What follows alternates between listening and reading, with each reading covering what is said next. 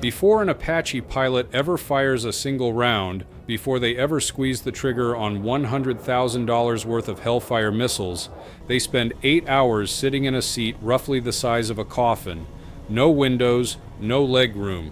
A cockpit so tight their knees press against the instrument panels, and at some point during those 8 hours, usually over hostile territory, they need to eat, drink, and deal with basic biology.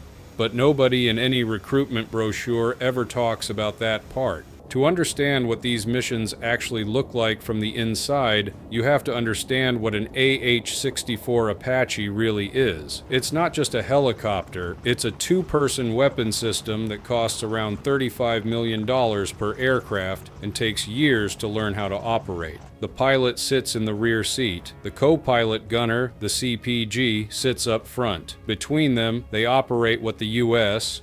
Army describes as the most advanced attack helicopter ever built.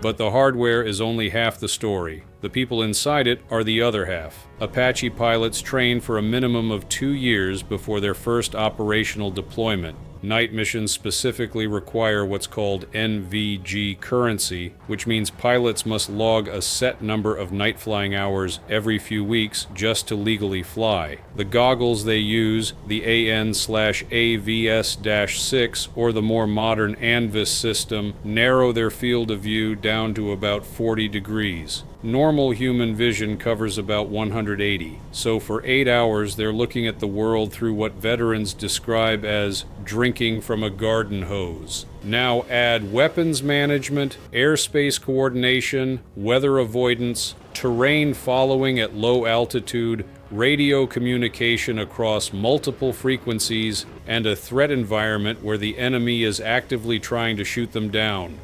Then add hunger.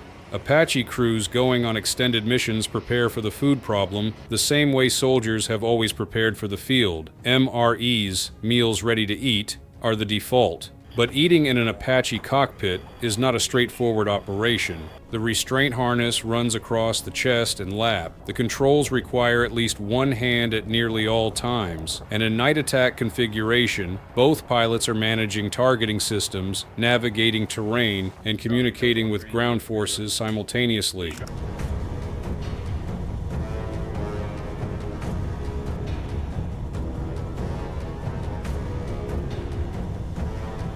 The practical solution is food that requires zero preparation and can be eaten one-handed without looking at it. Crackers, peanut butter packets, energy bars that can be torn open with a glove on. Pilots describe reaching into a leg pocket, pulling out whatever's in there, and eating it without taking their eyes off the display.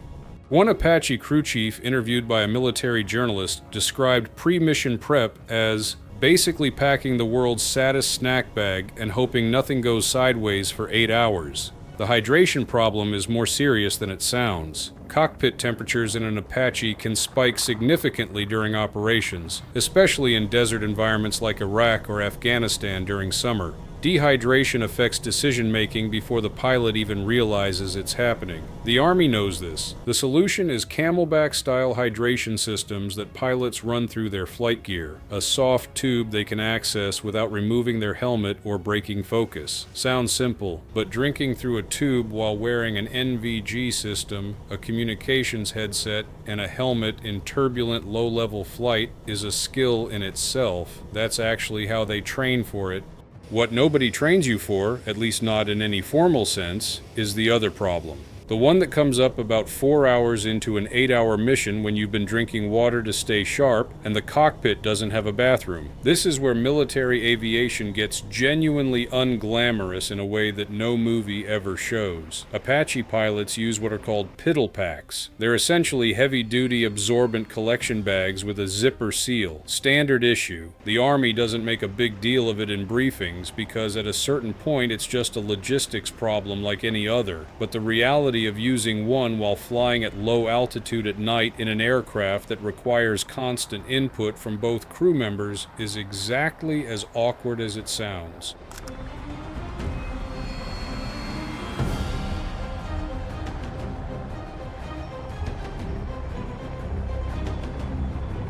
Female pilots, whose numbers in Apache units have grown significantly since the Army opened all combat roles in 2016, use modified collection systems.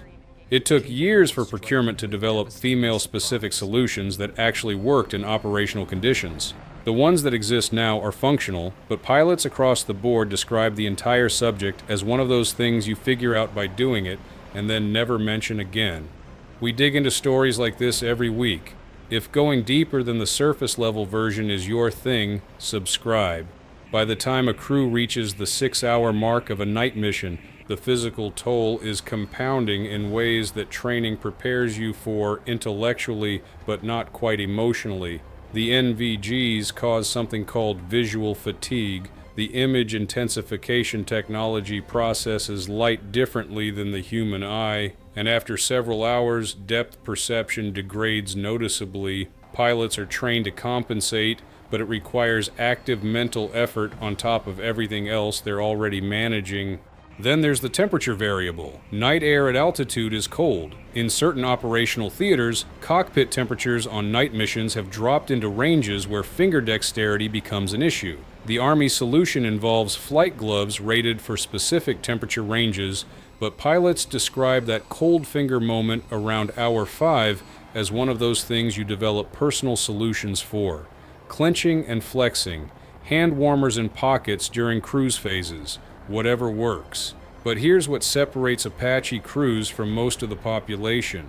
They've trained their nervous systems to operate effectively in sustained discomfort. The physical preparation for these missions isn't just flight training.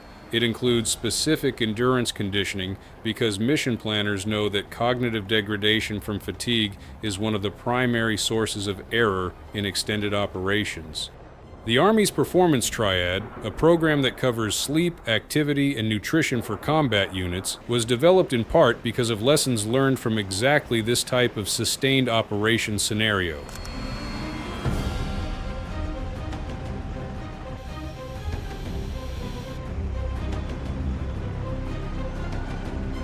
The average Apache pilot goes into a night mission having slept during the day, which means their circadian rhythm is working against them from the start. The technical term is circadian misalignment. What it feels like, according to veteran pilots, is a steady background pressure behind the eyes that starts around hour 3 and has to be managed rather than solved. And yet the mission happens, the targeting happens, the coordination with ground forces happens, the weapons employment decisions, which require legal, tactical, and operational judgment all at once, happen. Because that's what the job is. Not the glamorous version where the pilot rolls in on a target and the music swells. The real version where somebody has been awake since noon the previous day, ate peanut butter crackers somewhere over eastern Afghanistan at 2 a.m., dealt with all the biological realities that come with being a human being in a small aircraft, and still put the round exactly where it needed to go. The Apache is the most lethal attack helicopter in the world. The people inside it made it that way, and nobody gives them a medal for the 8-hour version of just getting through it. Apache crews started as aviation students who wanted to fly. Most of them had no idea what the job really looked like until they were already inside it. There's another one on screen if you're not done yet.